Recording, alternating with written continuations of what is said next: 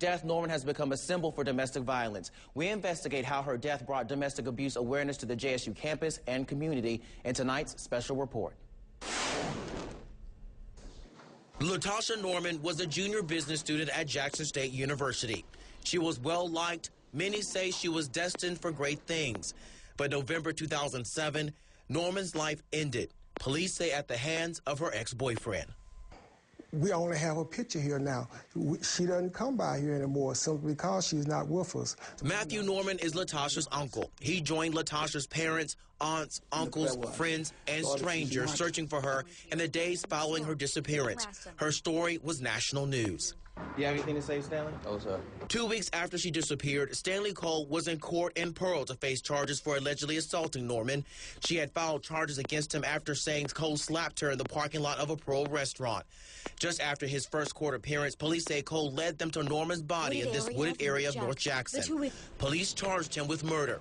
As a result, the world and Norman's family learned she was the alleged victim of an abusive relationship. You know, she did not communicate that to any of us because had she done it, then yes, we would have dealt with it immediately.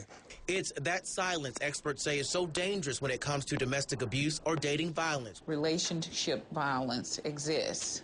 And unfortunately, you know, from teen years or younger and up in relationships. Frankie Pellerin is director of the Latasha Norman Center for Counseling and Psychological Services. The center was named for Norman following her death.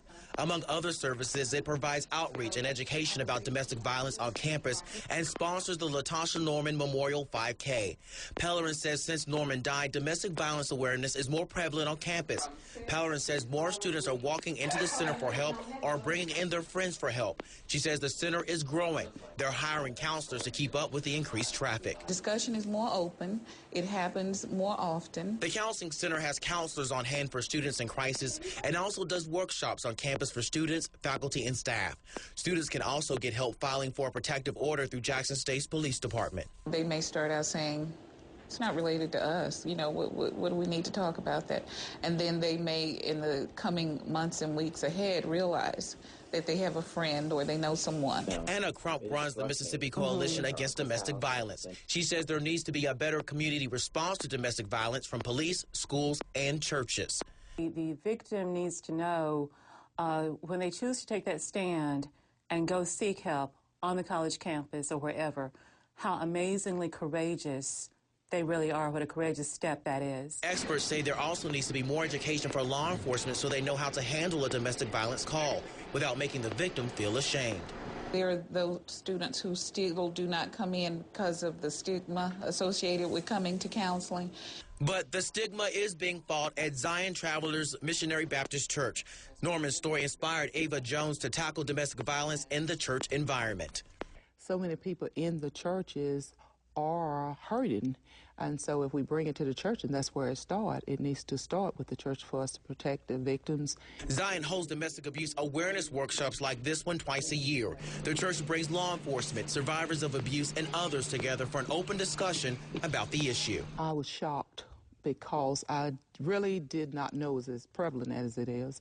And that has been one of the problems, simply because we know now that domestic violence is one of the leading silent killers. But in death, Norman says his niece will spare countless people the pain he says she suffered.